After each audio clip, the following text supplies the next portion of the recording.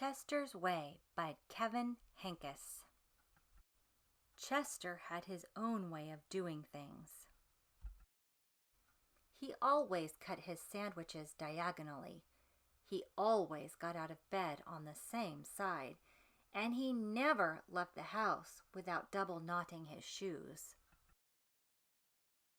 Chester always had the same thing for breakfast, toast with jam and peanut butter. And he always carried a miniature first aid kit in his back pocket, just in case. "You definitely have a mind of your own," said Chester's mother. "That's one way to put it," said Chester's father. Chester's best friend Wilson was exactly the same way. That's why they were best friends. Chester wouldn't play baseball unless Wilson played, and they never swung at the first pitch or slid head first. Wilson wouldn't ride his bike unless Chester wanted to, and they always used hand signals. If Chester was hungry, Wilson was too, but they rarely ate between meals. "Some days I just can't tell those two apart," said Wilson's mother. "Me either," said Wilson's father. Chester and Wilson, Wilson and Chester. That's the way it was. They loved to go on picnics.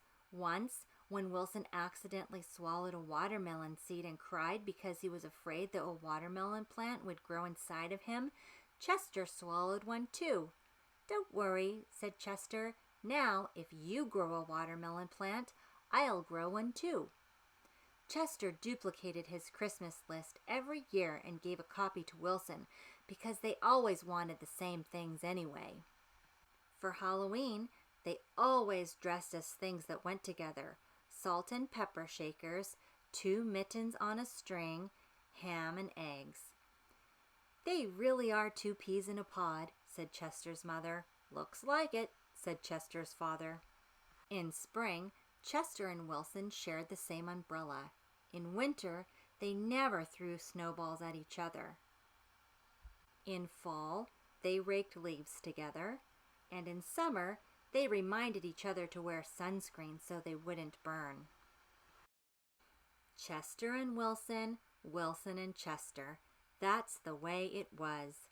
And then Lily moved into the neighborhood. Lily had her own way of doing things. She wore band-aids all over her arms and legs to look brave. She talked backwards to herself sometimes so no one would know what she was saying. And she never left the house without one of her nifty disguises. Lily waved at all the cars that passed by, even if she did not know who was in them. And she always carried a loaded squirt gun in her back pocket, just in case. "She definitely has a mind of her own," said Chester. "That's one way to put it," said Wilson. When Lily asked Chester and Wilson to play, they said they were busy. When she called them up on the phone, they disguised their voices and said they weren't home. If Lily was walking on one side of the street, Chester and Wilson crossed to the other and hid. "She's something else," said Chester. "Looks like it," said Wilson. One day, while Chester and Wilson were practicing their hand signals, some older boys rode by, popping wheelies. They circled Chester and Wilson and yelled personal remarks. Chester and Wilson didn't know what to do. Just when they were about to give up hope, a fierce-looking cat with horrible fangs jumped out of the bushes and frightened the older boys away. "Are you who I think you are?" Chester asked the cat. "Of course," the cat replied. "Thank you, Lily," said Chester. "You're welcome, Chester," said Lily. "Thank you, Lily," said Wilson. "You're welcome, Wilson," said Lily. "I'm glad you are wearing a disguise," said Chester. "And I'm glad you had a squirt gun," said Wilson. "I always do," said Lily, "just in case." Afterward, Chester invited Lily over for lunch. "You have a mussel mouse cup?" said Lily. "Of course," said Chester. "I do too," said Lily. "Same here," said Wilson. Chester and Wilson cut their sandwiches diagonally. Lily asked Chester's mother if she had cookie cutters, and she made stars and flowers and bells. "That's neat," said Chester. "Wow," said Wilson. That night, Lily invited Chester and Wilson to sleep over. "You have a night light?" said Chester.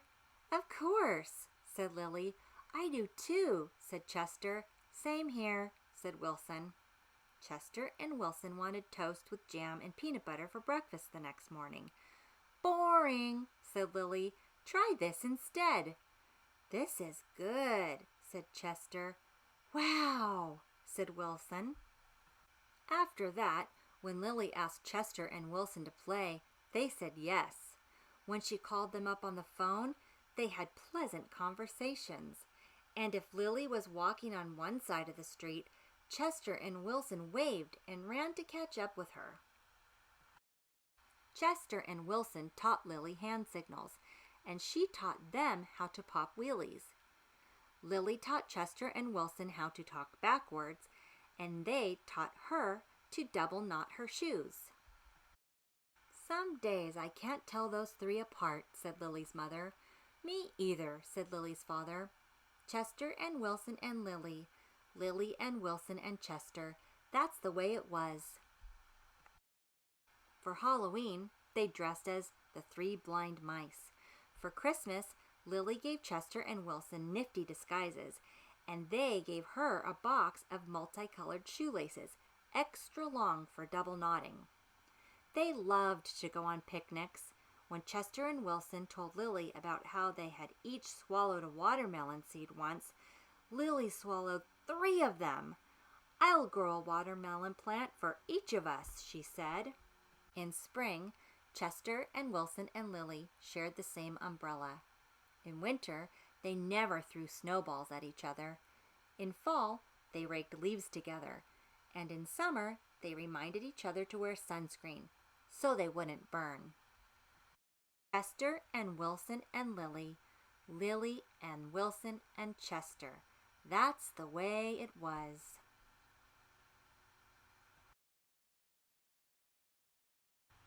And then Victor moved into the neighborhood.